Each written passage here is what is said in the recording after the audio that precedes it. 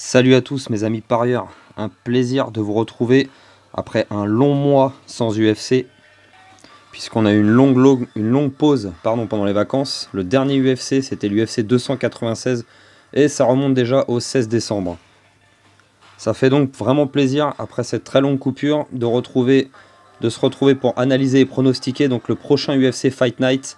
Ce sera l'UFC Fight Night 234 et il se passera le samedi 13 janvier. Et ce sera à la carte principale Magomed Ankalaev contre Johnny Walker numéro 2. Donc les vidéos vont enfin reprendre un rythme normal. N'hésitez pas les amis, si ce n'est pas déjà fait, à vous abonner, à lâcher un petit pouce bleu pour la vidéo. Et vous pouvez me retrouver sur les réseaux sociaux, les liens ils sont dans la description de la chaîne pour les prochains tickets gagnants à venir. Pendant cette longue pause de presque un mois sans UFC, j'ai fait un nouveau format de vidéo qui concerne le Pride, la meilleure organisation de MMA des années 2000, où dedans je revois un petit peu, je récap les grands prix, les meilleurs événements, les champions. N'hésitez pas à aller voir, j'ai fait 4 vidéos qui sont donc disponibles sur ma chaîne. Allez, on enchaîne sur l'analyse et pronostic de l'UFC Fight Night 234, c'est parti. On retrouve 5 combats sur cette carte principale, en espérant qu'il n'y ait pas de changement d'ici là. Et on commence avec le premier. En premier combat, on retrouve dans la catégorie middleweight l'américain Phil Hawes contre le brésilien Bruno Ferreira. Alors l'américain Phil Hawes, il a déjà 34 ans. Sur ses 4 dernières sorties, son dernier combat, c'est une défaite contre Ikram Aliskerov par KO au premier round, c'était au mois de mai 2023. Avant ça, il avait perdu en octobre 2022 par KO également au premier round contre Roman Dolidze. Il a eu une victoire en juin 2022 par KO technique contre Deron Winn. Et avant ça, une autre défaite contre Chris Curtis par KO à nouveau au premier round au mois de novembre 2021. Donc un peu compliqué les 3 dernières années pour Phil Hawes. Une seule victoire, 3 défaites contre des noms après Chris Curtis, Roman Dolidze, Ikram Aliskerov. C'est quand même du sérieux dans la catégorie middleweight. Donc compliqué le parcours de l'américain qui est surnommé No Hype, on comprend pourquoi, je plaisante bien évidemment. Face à lui le brésilien Bruno Ferreira, donc surnommé The Hulk, lui 31 ans, il est à 10-1 en carrière et donc il a qu'une seule défaite, et sa seule et unique défaite il a eu lors de son dernier combat. C'était au mois de juillet de l'année dernière 2023, il s'est pris un KO au premier round contre Nursulton Ruziboev. Avant ça, il avait enchaîné 2 combats à l'UFC, une victoire contre Grégory Rodriguez au mois de janvier 2023 par KO au premier round. Et l'autre, c'était une victoire par KO technique au premier round également, mais c'était au Dana White Contender en 2022. Pour ce qui est des cotes, on retrouve Phil Hawes à 1,95 et le brésilien Bruno Ferreira, il est à 1,77, donc il est favori. Je vous conseille de choisir du coup Ferreira. Je pense que c'est quand même moins risqué, même s'il n'y a pas énormément de différence entre les deux cotes. L'américain Phil Hawes, à 34 ans, est-ce qu'il aura la motivation après 2 défaites d'affilée par KO au premier round? Est-ce que le menton il est encore là? Je suis pas sûr.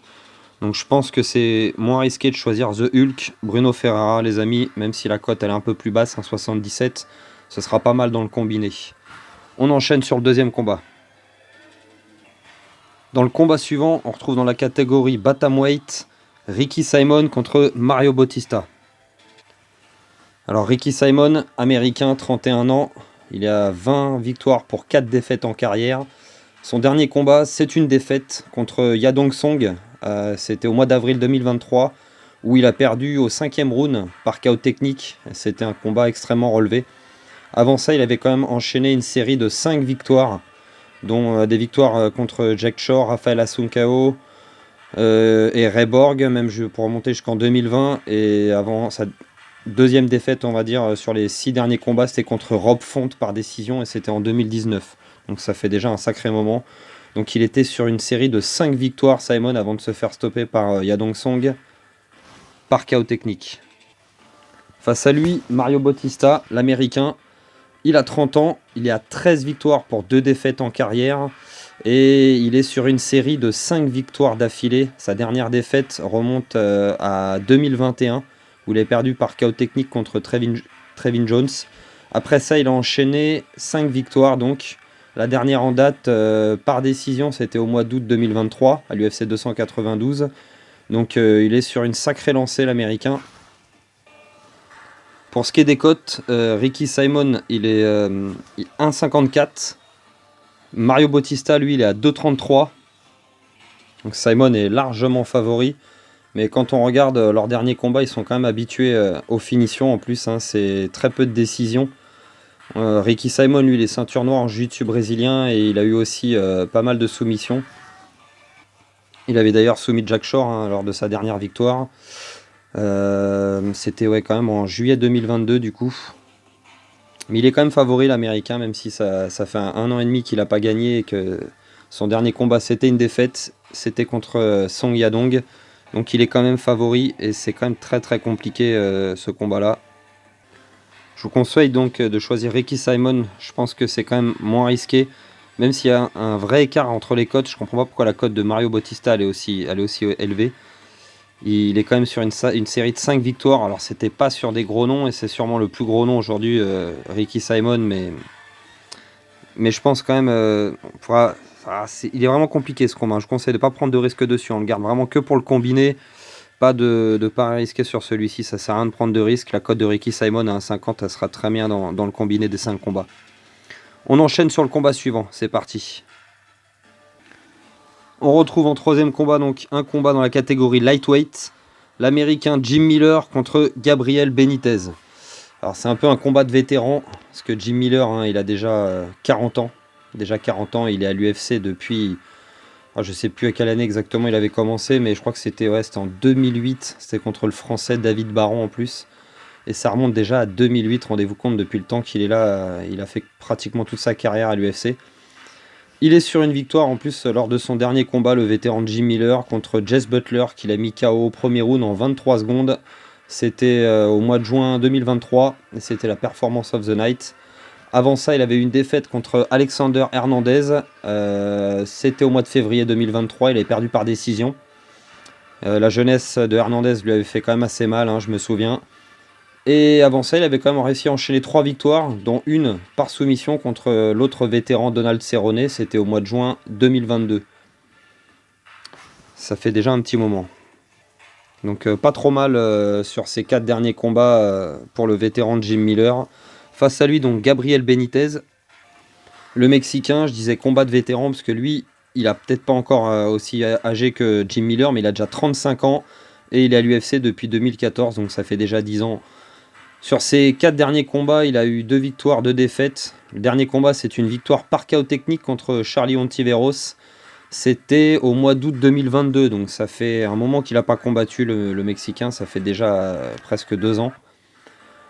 Il avait avant cette victoire enchaîné 2 défaites par KO et KO technique. Je pense qu'il était, il était passé en featherweight. Il était passé en featherweight parce qu'il tourne entre les lightweight et les featherweight Benitez. Il avait perdu donc par KO technique en juillet 2021 contre Billy Quarantillo et par KO en février 2022 contre David Onama. C'est pas terrible hein, pour Benitez sur ses dernières sorties, sachant que il a fait 2 combats en 2022 et il n'a pas du tout combattu en 2023. Donc il a fait une bonne pause. Je pense qu'il a peut-être eu une blessure ou qu'il avait besoin d'un petit peu de repos. C'est un combat de vétérans, donc les deux ils ont une cote à égalité, il me semble. J'ai vu tout à l'heure. Ouais, c'est 1,85 pour les deux. 1,85 pour les deux. Alors Benitez, qui est pas un super gros lightweight, ça me paraît quand même compliqué contre Miller. Jim Miller, il a 40 ans, hein, c'est plus ce que c'était, mais il s'entraîne toujours bien, il est toujours en forme, l'américain, sur toutes ses dernières sorties. On a vu qu'il venait préparé quand même. Et son dernier combat, il a duré que 20 secondes. Donc après, c'était un peu un no-name. Hein. Benitez, il a quand même de l'expérience à l'UFC et il est là depuis 10 ans lui aussi, comme je disais tout à l'heure.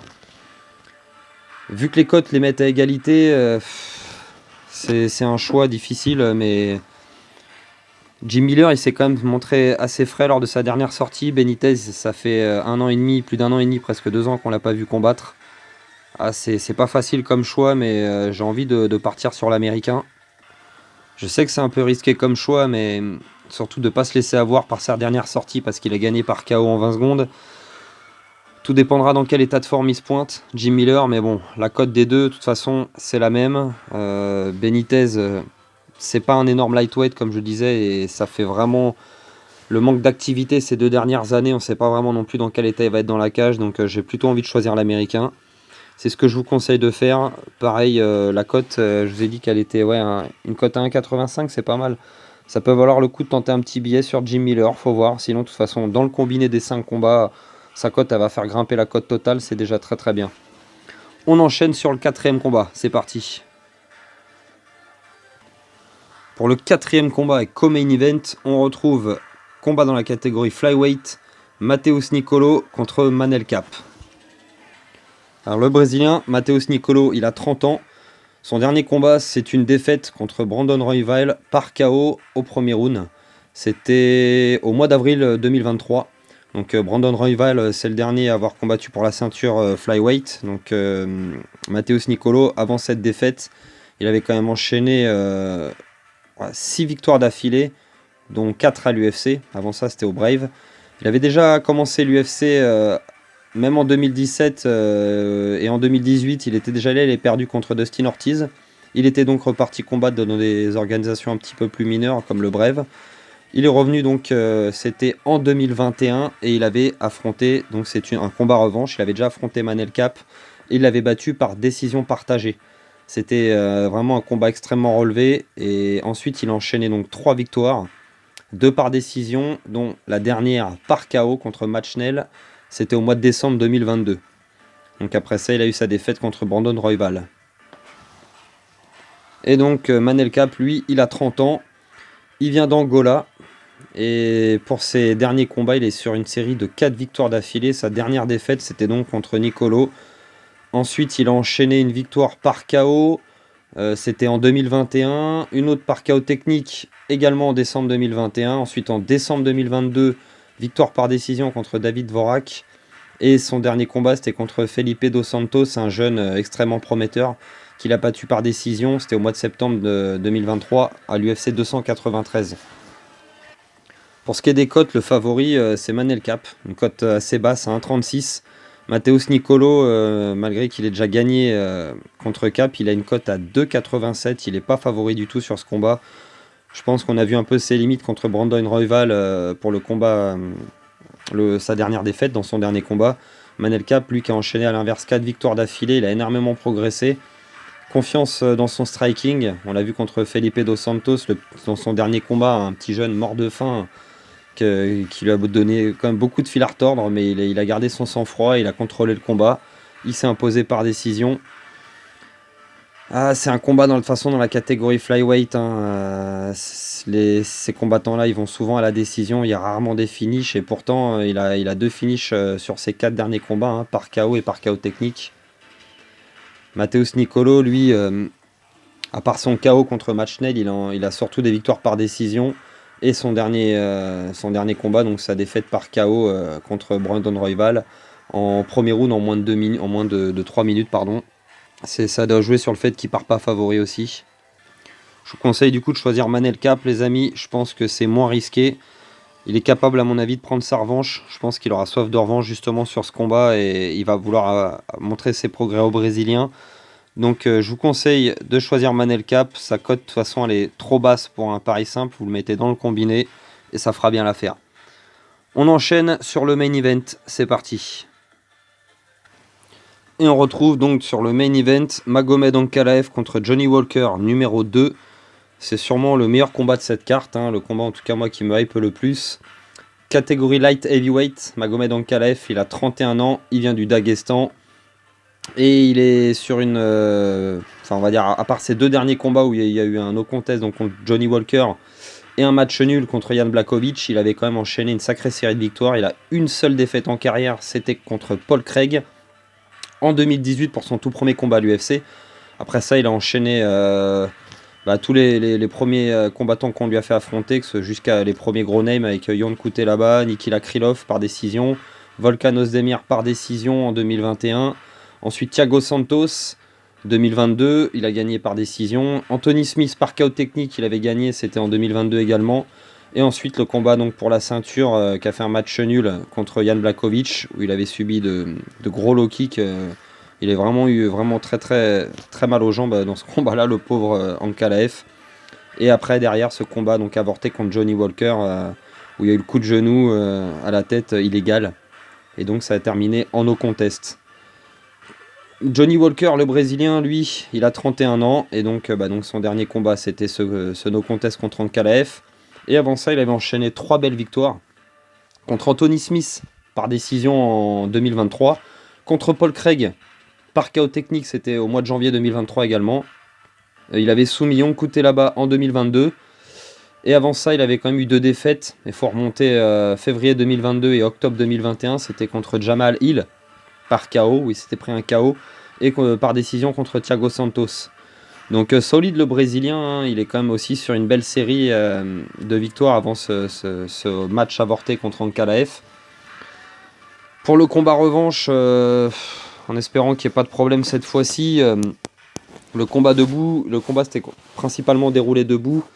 Johnny Walker avait eu un petit peu, on va dire, il s'était un petit peu exprimé aussi parce que Johnny Walker, c'est debout qu'il pourra s'exprimer contre Ankalaev.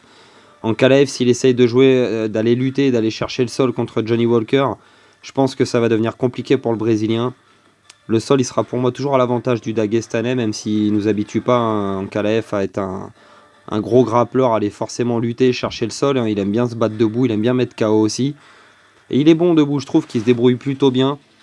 Son combat donc pour la ceinture, où il a pris des gros low kicks dans les jambes contre Blachowicz, ça avait quand même été un combat compliqué, mais il aurait pu le remporter quand même. Ça aurait pu être une victoire split decision. Les juges avaient quand même été durs avec lui sur ce match nul, je trouve. Et donc ce dernier combat avorté après contre Johnny Walker à cause du coup de genou interdit et le coup de Johnny Walker qui était dans le désert. Donc je vous conseille quand même sur ce combat pour les cotes. On va quand même regarder avant les cotes avant de vous dire. La cote de Ankalaev, elle est très basse, hein. Elle est à 1,17, il est énorme favori. Et la cote de Johnny Walker, elle est à 4,50. Énorme cote pour le Brésilien. Mais je vous conseille de choisir Ankalaev. Je le vois quand même remporter ce combat. J'avais d'ailleurs pronostiqué une victoire d'Ankalaev sur leur premier affrontement, avant qu'il y ait ce no contest. Mais je suis toujours du même avis, je vois toujours le Dagestanais l'emporter. Johnny Walker, il est spectaculaire, il est capable de mettre des beaux KO debout, mais Ankalaev, c'est un combattant sérieux. Il est solide en striking, il est solide au sol, et je pense qu'il a tout ce qu'il faut pour battre Johnny Walker. On le voyait tous, hein, sûrement, avant qu'il y ait ce match, on va dire ce match nul, vraiment nul dans les deux sens du terme, contre Blachowicz, comme un potentiel futur champion, le Dagestanais. Donc, pour l'instant, il a toujours qu'une seule défaite en carrière, hein, il a 17 victoires. On voit que Johnny Walker, lui, c'est 21 victoires pour 7 défaites. Il a souvent loupé les grands rendez-vous, le Brésilien, et là, c'en est un autre. Alors, cette fois, s'il n'y a pas de coup interdit et que le combat se passe dans les règles, et je pense que le Dagestanais devrait l'emporter. Donc, sa cote est très basse. Pour un pari simple, ça sert absolument à rien de mettre de l'argent sur une cote à 1,17. On le met dans le combiné des 5 combats et ça fera très très bien l'affaire. Pour ce qui est peut-être un pari sûr sur cette carte, il n'y en a pas vraiment. Une bonne cote à tenter pour un pari simple, ça peut être Bruno Ferrara, le tout premier combat de la carte principale, il a une cote à 1,77. Ricky Simon, une cote à 1,50, elle peut être sympa à combiner avec Manel Cap ou avec éventuellement Jim Miller, cote à 1,85 qui est très élevé aussi. Mais Jim Miller contre Benitez, ils ont la même cote. Pour moi, c'était un peu du 50-50. J'ai préféré miser quand même sur le vétéran qui a 40 ans, mais parce qu'il y a peu d'infos sur le retour de Benitez. Hein. Ça fait, comme je disais, presque 2 ans sans combattre et c'est toujours compliqué après dans quel état il va se retrouver à partir de 3 minutes sur le premier round. Est-ce qu'il aura le cardio? Est-ce qu'il va être en jambes? Donc c'est pour ça que j'ai préféré choisir Miller. Donc pour combiner à la limite 2 petits combats sympathiques, ouais, donc Bruno Ferrara avec Jim Miller ou éventuellement Ricky Simon avec Manel Cap, ça peut être sympathique aussi pour faire grimper un peu la cote. Mais sinon, pas vraiment de pari sûr hein, sur cette carte-là. Le petit combiné des 5 et un ou deux combinés de 2, ça devrait être déjà largement suffisant. On aura des UFC de façon qui arrivent la semaine suivante et il y aura de quoi faire. Voilà les frérots, on en a terminé avec l'analyse et pronostic de cette UFC Fight Night 234. On retrouvera donc l'UFC dans la nuit de samedi à dimanche. Quant à nous, pour la prochaine vidéo, on se retrouvera pour l'UFC 297, Strickland versus Duplessis. qui se tiendra le samedi 20 janvier. Donc on va reprendre vraiment un sacré rythme pour les UFC. Là, il y en aura seulement 2 au mois de janvier, mais on en retrouvera 4 au mois de février derrière. Mais surtout les frérots, n'oubliez pas que les paris sportifs, c'est dangereux. Jouez toujours de l'argent que vous pouvez vous permettre de perdre. Jouez toujours de façon récréative, ludique. Et si jamais vous êtes en détresse d'argent, vous avez des problèmes, n'hésitez pas à appeler le numéro affiché à l'écran. Sur ce, je vous souhaite une bonne soirée, je vous dis à très bientôt. Ciao à tous.